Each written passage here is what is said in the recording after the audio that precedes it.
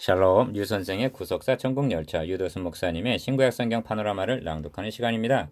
지금은 베드로전서 파노라마 서론입니다. 요약 파노라마. 주제는 은혜의 하나님이 굳게 강하게 견고케 하시리라.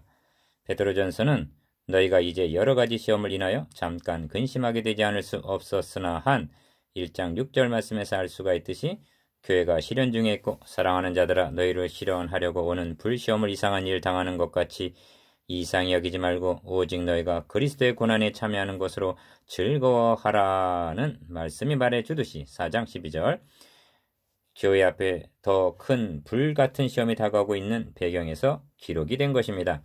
다가오고 있는 불같은 시험은 네로의 박해입니다. 그러므로 사도 베드로가 이 서신을 기록하게 된 동기는 이들을 견고케 하여 불같은 시험을 능히 감내할 수 있도록 격려하기 위해서입니다. 그러면 성도들을 견고케 해줄 수 있는 것이 무엇인가? 그것은 하나님의 은혜요 복음뿐입니다. 사도 베드로는 복음서를 기록하지 않았고 단 2편의 서신만을 전해 주었을 뿐이지만 이 서신 안에 복음의 요소들이 농축이 되어 있습니다.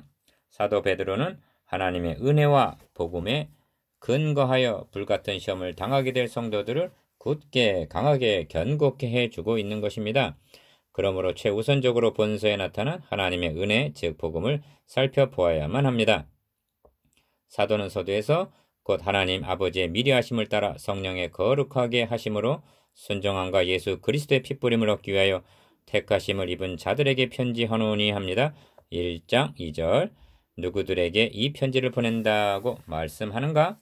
기억 하나님 아버지의 미리하시고 택하심을 입은 자들 니은 예수 그리스도의 핏부림을 얻기 위하여 부르심을 입은 자들 디귿 성령의 거룩하게 하심으로 순종함 2절 2절 한 절 속에는 하나님의 택하심과 그리스도의 구속하심과 성령의 거룩하게 하심 즉 삼위 하나님의 사역이 다 들어있어 있습니다. 이 점을 좀 더 살펴보면 기억 성부 하나님 오직 너희는 택하신 족속이요 왕같은 제사장들이요 거룩한 나라요 그의 소유된 백성이니 합니다. 2장 9절 니은 성자 하나님 너희가 알거니와 너희 조상의 유전한 망령된 행실에서 구속된 것은 은이나 금같이 없어질 것으로 한 것이 아니요 오직 흠없고 점없는 어린 양 같은 그리스도의 보배로운 피로 한 것이라 합니다. 1장 18절에서 19절 디귿 성령에 의하여 너희가 거듭난 것이 썩어질 씨로 된 것이 아니요 썩지 아니하 씨로 된 것이니 하나님의 살아있고 항상 있는 말씀으로 되었느니라. 너에게 전한 복음이 곧 이 말씀이니라 합니다. 1장 23절에서 25절 이처럼 사도는 불같은 시험을 당하게 될 성도들을 복음으로 견고케 해주고 있습니다. 견고케 해주는 내용을 좀 더 살펴보면 본서에는 그리스도의 죽으심 고난이 강조되어 있습니다. 1장 3절 11절 19절 21절 2장 4절 21절 24절 3장 18절 4장 1절 우리의 구원은 오직 흠없고 점없는 어린 양 같은 그리스도의 보배로운 피, 즉 구속으로 말미암아 가능하여졌기 때문입니다. 너희는 누군가? 하나님께서 자기 아들의 피로 값을 주고 사신 하나님의 소유된 백성이라는 말씀입니다. 사도는 첫째로 구속신앙으로 성도들을 견고케 해주고 있습니다. 그런데 사도는 그리스도의 구속, 곧 죽으심으로 끝이고 있지 아니합니다. 찬송하리로다. 우리 주 예수 그리스도의 아버지 하나님이 그 많은 긍휼대로 예수 그리스도의 죽은 자 가운데서 부활하심으로 말미암아 우리를 거듭나게 하사 산 소망이 있게 하시며 하고 1장 3절 죽은 자 가운데서 부활하셨다 증거합니다. 너희는 저를 죽은 자 가운데서 살리시고 영광을 주신 하나님을 그리스도로 말미암아 믿는 자니 합니다. 1장 21절 그래서 산 소망이 있다는 것입니다. 베드로는 불같은 시험을 당하게 될 성도들을 둘째로 부활 신앙으로 견고케 해줍니다. 그러면 그리스도의 부활은 무엇으로 이어지게 되는가?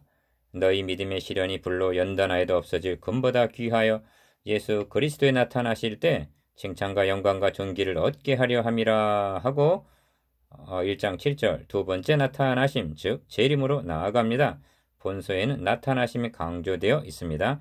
1장 7절 13절 4장 13절 5장 1절 4절 너희 믿음의 시련이 불로 연단하여도 없어질 금보다 더 귀하여 예수 그리스도에 나타나실 때 칭찬과 영광과 존귀를 얻게 하려 함이라. 1장 7절 그러므로 너희 마음의 허리를 동이고 근신하여 예수 그리스도에 나타나실 때 너희에게 가져올 은혜를 온전히 바랄지어다 합니다. 1장 3절.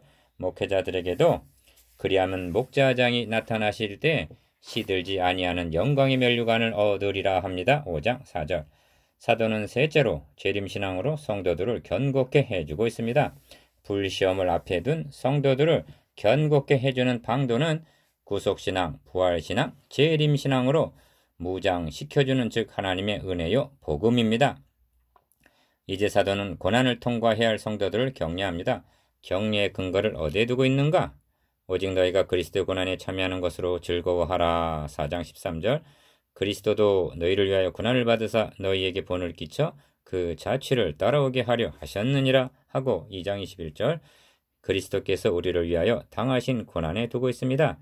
저는 죄를 범치 아니하시고 그 입에 괴사도 없으시며 욕을 받으시되 대신 욕하지 아니하시고 고난을 받으시되 위협지 아니하시고 오직 공의로 심판하시는 자에게 부탁하시며 친히 나무에 달려 그 몸으로 우리 죄를 담당하셨으니 합니다. 2장 21절에서 24절. 왜 이렇게 해주셨는가?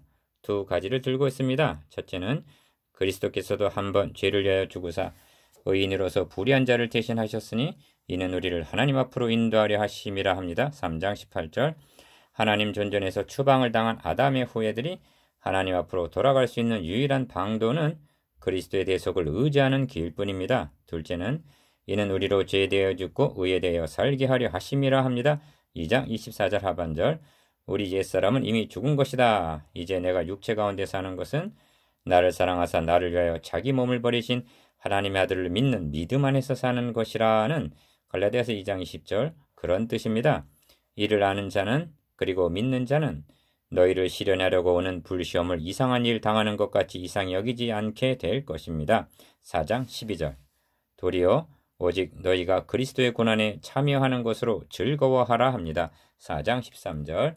본서의 요절은 5장 10절이라 할 수가 있습니다.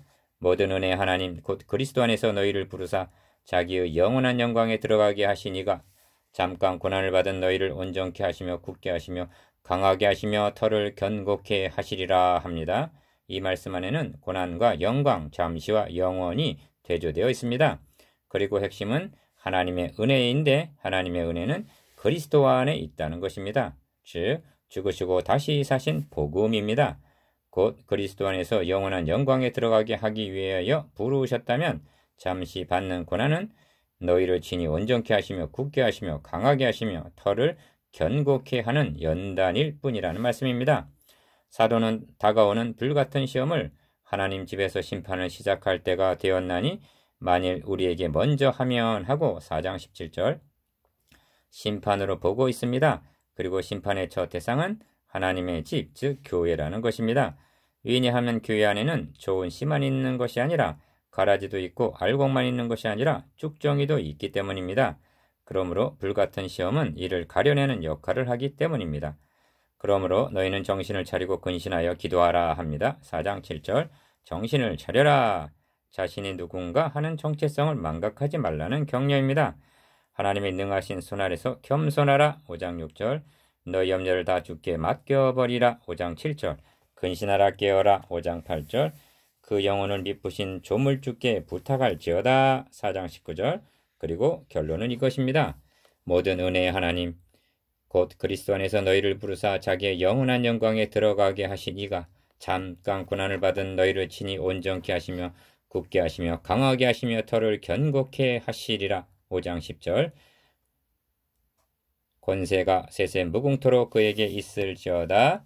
아멘. 5장 11절